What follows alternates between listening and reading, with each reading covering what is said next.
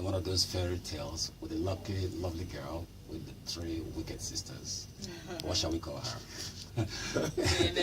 No names. Anyway, I probably would say to all of them, please, I've looked along this gathering and I don't see the one I'm looking for. Where is that one that has no shoes? Yeah? The one that has been neglected, that knows what neglect is about. No, I'm only joking. Yes. The point I'm making is that, to be honest with you, I don't want to play God, but if I were God, I would not actually allow any of them to run. I will go and find somebody else, and that's the honest truth. But that doesn't help you, because what you want to know is, out of the ones that we've got to vote for, who would I go for? And the answer is, I'll keep my vote in my pocket. But I'll tell you what I'm looking for. I don't want to be the first to vote. We still got the February 14th. And once I put up my opinion here, that is a vote in itself. So what I would say is I'm looking for specific qualities in them. I know about them. We all know about them. We know about Buhari. He has actually ruled us before. There's no doubt about that. We know his record. Yeah. So what we're looking for is arguments about why he should come back a second time. If you're asking me to choose between the two parties, it would be a totally different thing altogether. I would simply say PDP has been in power for 16 years. Am I correct? Now, in 16 years, I have personally not seen sufficient progress in the country to justify another term for that party. However, if the man that leads that party were to come out tomorrow and tell me, this is a new PDP because this is a new direction, I'm going to do something totally different from what we've done in the last 16 years, and this is why you should vote for me, I will consider him. He hasn't said that yet. On the other hand, the same is true for Buhari. I would say that Buhari upset me personally, as he upset many Nigerians when he derailed our democracy. For that, he hasn't come back and apologized. I want to hear him say, I'm really sorry, because the truth being that what he did is exactly what he's trying to go the opposite of doing now, i.e. from destroying a democracy, he wants to install one. That's fine, and he can do that without any doubt. That's a way of saying sorry, don't you think? No, it's not a way. You have to actually spell it out. People, look, he's being attacked on those records. If you look through the press, you'll see him being attacked consistently. Yesterday, I saw adverts about who he incarcerated or didn't incarcerate. Those things are normal. But what I'm saying is that for an astute politician that has a future for this country, I need to see him and hear him say, I am sorry. I did this for a good reason. I am now of a totally different volition from what I was. Because until you do that, you're not a Democrat. So you have that issue. The party is great. The candidates, as far as I'm concerned, are not great. But given the two choices, I would say I definitely will make one, but I'll keep it in my pocket on the 14th of February. Mr. Oputa, you're a very smart man. I wasn't expecting you to tell me who you will make president. But look, let's look at Lagos again. Has any of the candidates made a strong impression on you so far? Yes, Ambode has made a massive impression on me on the amount of money he's spending. It's absolutely phenomenal. And the actual situation that I find myself in is asking myself, where did that money come from? Because at the end of the day, I don't know him to be a billionaire businessman. I think he was a commissioner at some point in time, or whatever. So obviously he's being bankrolled by the party, there's no doubt about that. But I want to know why the party want to spend that kind of money in Lagos, printing posters, millions of posters everywhere, when there are still roads in Lagos that are not properly built, when people are still driving around, sitting 2 hours on a 1 mile stretch because of potholes. I think that is one thing that I've missed about his campaign. On the other hand, Abaje's campaign seems to me to be one that is saying, am I really in this to win it? I mean, there's no momentum in it. He's not spending as much money. He's not spending as much time talking to people. His presence is not as obvious as Ambode. So from that point of view, I would think that APC have got a massive, massive lead over the opposition in Lagos. There's no doubt about that in my mind, and I expect them to win.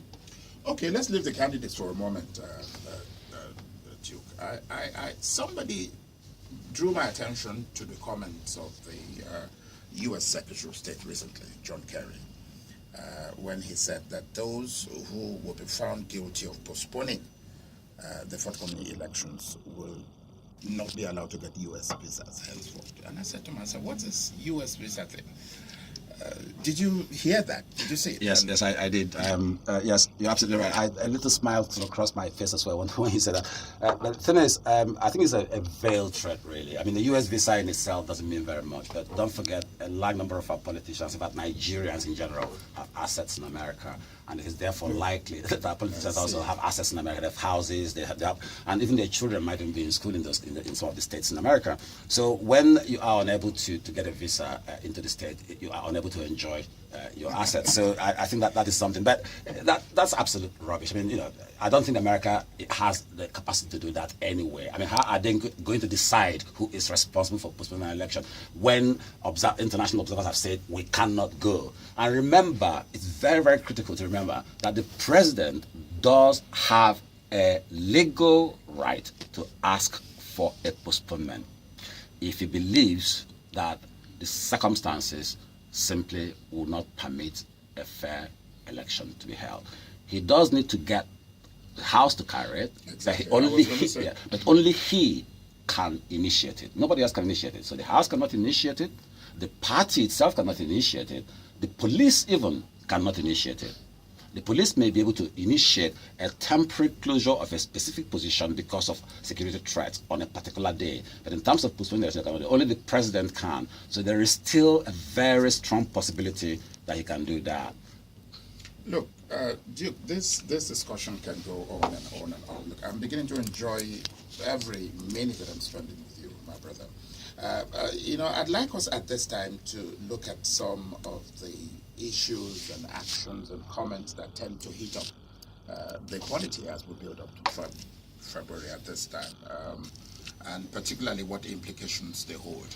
I know that somebody has said that if one of the candidates does not win, there's going to be war. And I have also seen somebody who was in charge of rehabilitating militants, had a meeting with ex-militants.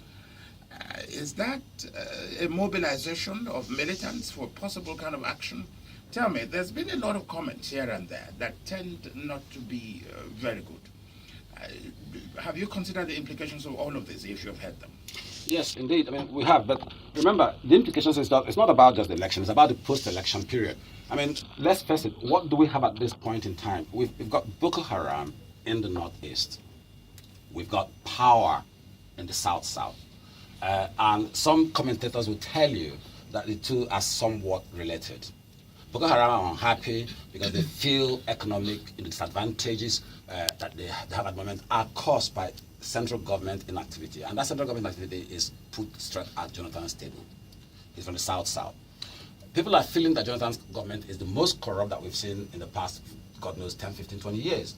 But nevertheless, what they've done is actually shifted the corruption from where it was to where some people don't like. So instead of having corruption happening somewhere in the northeast or northwest or south central, it's now happening in the south-south. So you've got everything going on. That's the way people are perceiving it. So ultimately, his people are now saying, well, it's our turn to chop. Now, if you remove our brother while he's chopping and put your brother to chop, we're going to start fighting. You would expect that. This is Nigeria. Why any politicians would not take that into policy consideration, I do not know. Because again, I would expect to hear Buhari saying things like, if I win the election, this is how I'm going to deal with the Niger Delta. As much as Jonathan himself not really saying what he's going to do for the Northeast, apart from saying, I'm going to stop Boko Haram. I haven't had Jonathan suggest, for instance, that I'm going to take the number of people that are going to pass WAEC in the Northeast in the next 5 years from the current 600 a year to 1,500. This is the kind of development we need to see in Nigerian politics, where politicians are thinking about the people they are ruling, irrespective of where they come from. It's not about